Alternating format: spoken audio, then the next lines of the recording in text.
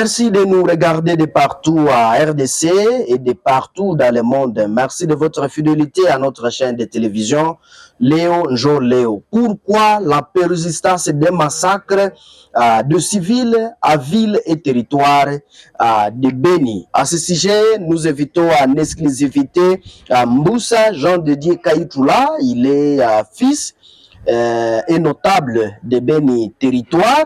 À ce sujet, nous le recevons en exclusivité au téléphone. Mboussa Jean de Dieu Kaïtoula, bonjour. Bref, présentation sur vous. Bonjour, monsieur le journaliste. Je préfère que vous m'appeliez un fils de territoire de Béni, qui est d'être notable, donc fils de territoire de Béni, leader en territoire de Béni, ça passe bien. Je suis Mboussa Kaïtoula Jean de Dieu. Je suis fils natif de territoire de Béni. Et je suis un acteur politique au sein du grand mouvement politico AVRP, Action des volontaires pour la relève patriotique de son Excellence Moïse Nzanyi.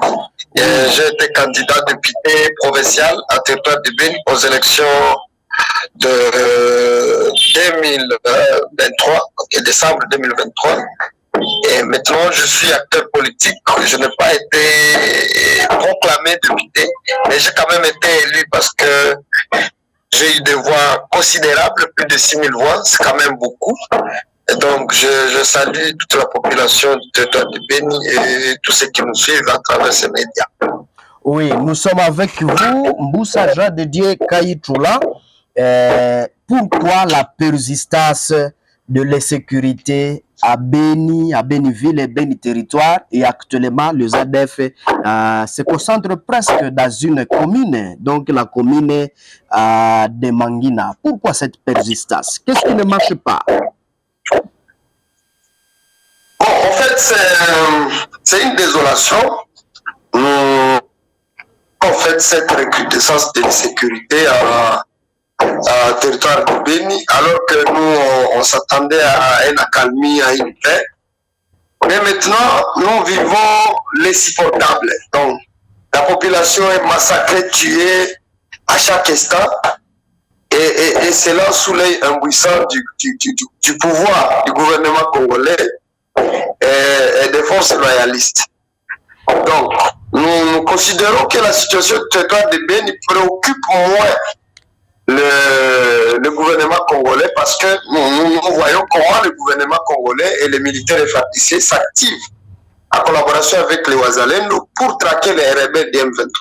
Pourquoi cela n'est pas fait pour le territoire de Béni où on vient de faire une décennie des massacres, les gens sont tués jour et nuit? C'est ça en fait notre inquiétude. Deuxième inquiétude, c'est que il y a le mariage civilo-militaire, en tout cas le mariage n'existe presque plus. Donc il y a la confiance qui n'est plus entre le militaire et les populations civiles, et les populations civiles et les militaires. Au même moment, entre les militaires et les Ouazalendo.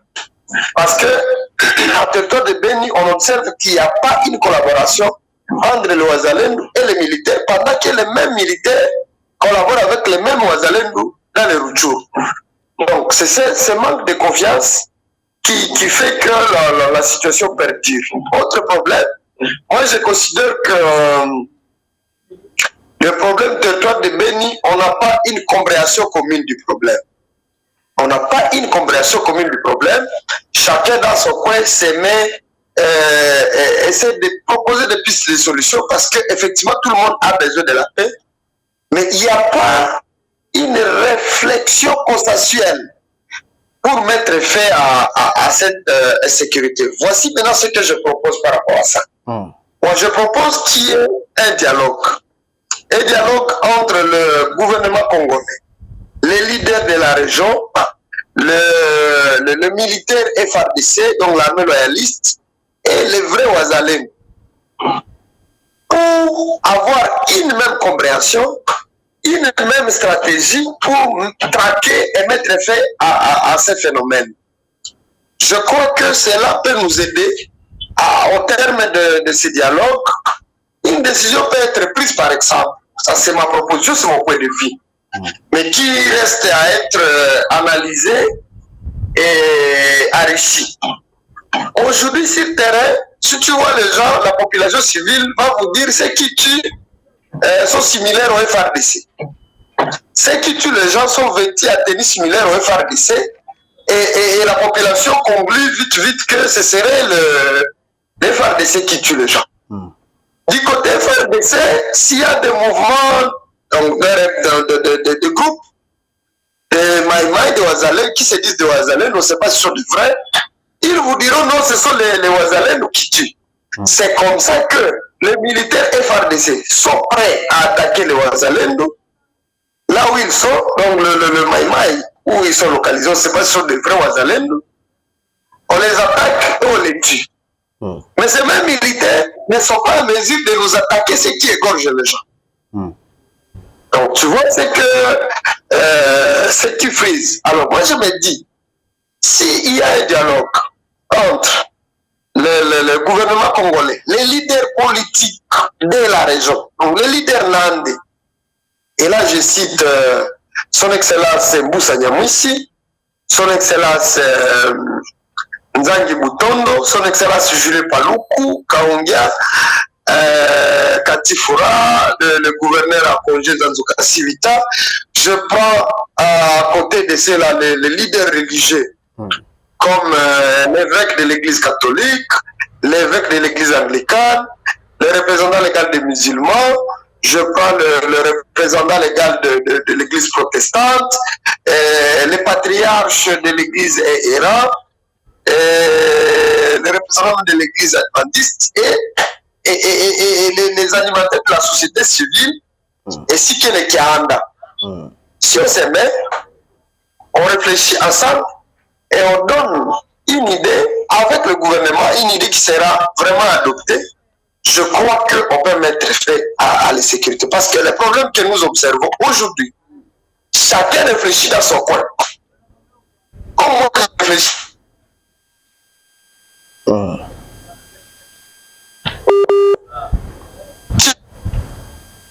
Il faut, si on prend ensemble, respecter mutuellement. Et ces institutions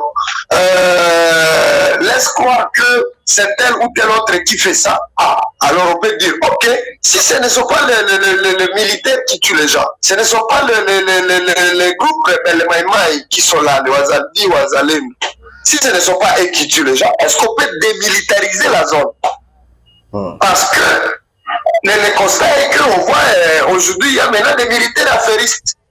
Vous allez trouver un militaire FARDC qui est maintenant meilleur exploitant de planches. Vous allez voir maintenant les grands fournisseurs de cacao, des militaires. Mais où est-ce que le militaire a fait les champs? Quand est-ce que le militaire a fait les champs? Voilà ce qui fait que la population croit que ceux qui tuent sont à quête de cacao pendant les grandes saisons.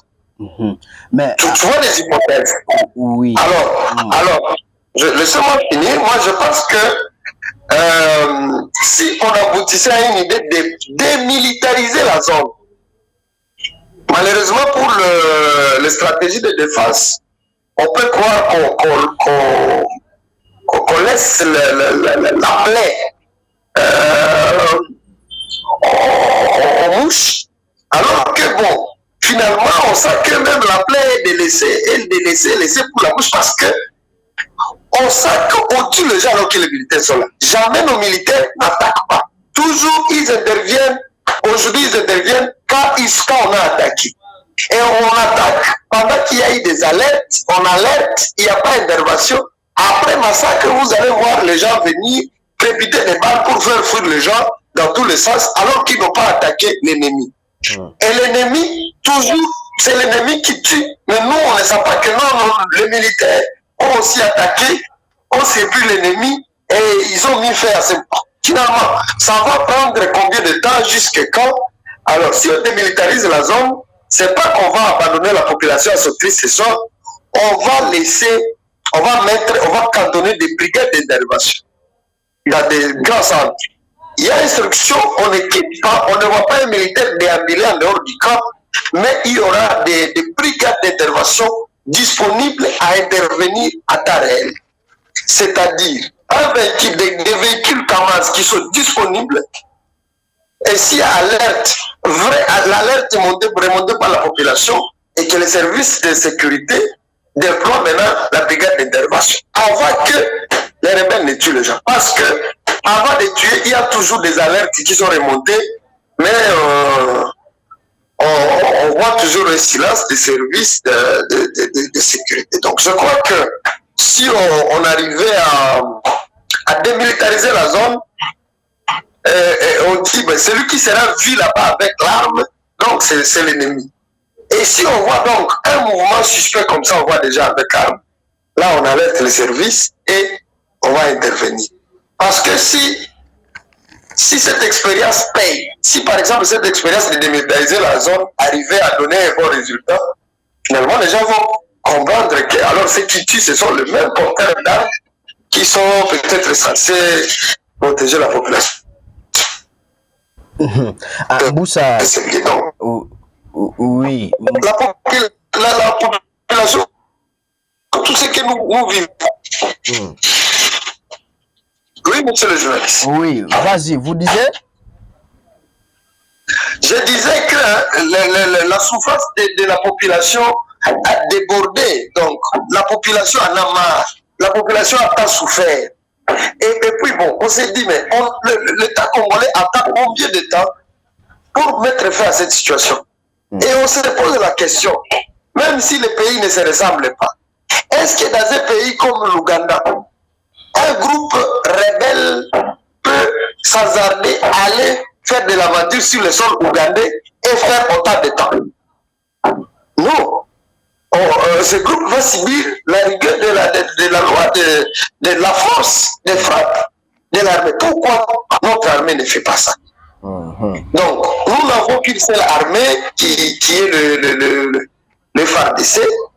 Et nous avons vraiment confiance. On croit même à cette armée parce que ce sont des jeunes qui se sacrifient.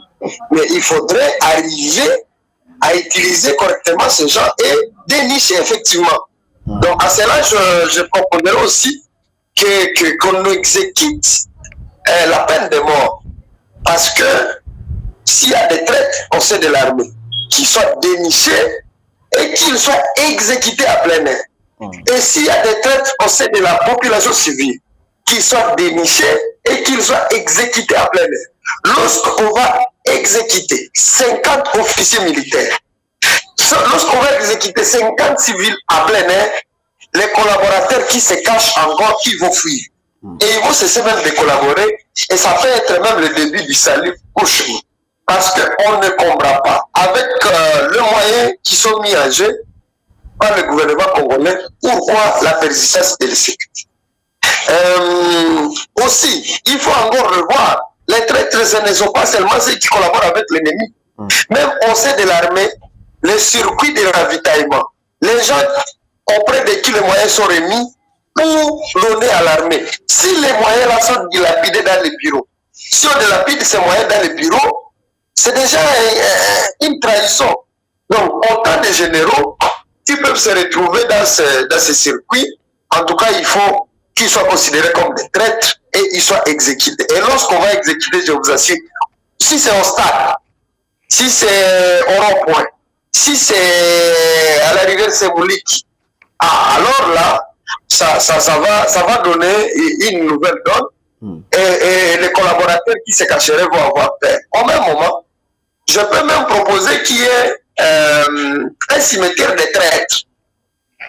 Un cimetière de traîtres, tous les officiers qui seront dénichés comme traîtres ou tous les civils qui seront vraiment dénichés comme des traîtres, vraiment il faut que ça soit avéré, il ne faut pas que ça soit aussi des fausses accusations, qu'il y ait un cimetière public pour eux, uniquement pour eux, et qu'on mentionne à grand caractère tel, si c'est un général, si c'est un officier, si c'est un civil, et que même les générations qui viendront, on dira, voici les gens qui qui ont trahi et qui ont été exécutés par la loi de la peine de mort. Ça, c'est mon point de vue. La situation de chez nous existe parce que chacun a encore sa compréhension. Donc, si tu mets un leader politique dans son point, il a sa compréhension et il a ses pistes de solutions et il veut qu'on mette en application. Moi, je ne veux pas dire qu'on mette en application tout ce que je propose maintenant comme piste de solutions, mais s'il y a un dialogue, on peut maintenant analyser encore une fois le problème et avoir une même compréhension et avoir des actions communes. C'est comme ça que moi je sollicite le dialogue. Oui. Je sollicite qu'il y ait dialogue parce qu'on doit quand même avoir une même compréhension du problème et on doit avoir des stratégies communes, des stratégies vraiment bien réfléchies pour mettre fin à ce phénomène. Ne cherchons pas à se faire célèbre avec le massacre de nos frères. Donc moi comme politicien, j'ai proposé cette stratégie et ça a tenu et donc je deviens héros. Non, cherchons une solution d'ensemble pour le bien-être de notre communauté parce que aujourd'hui, ce que nous vivons, ça fait mal. Aujourd'hui, je reviens sur le problème qui a trop duré. Oui. On tue le choses. Oui. On brûle les mécanismes de commerçants. Est-ce qu'il y a déjà une réflexion Est-ce qu'il y a déjà une réflexion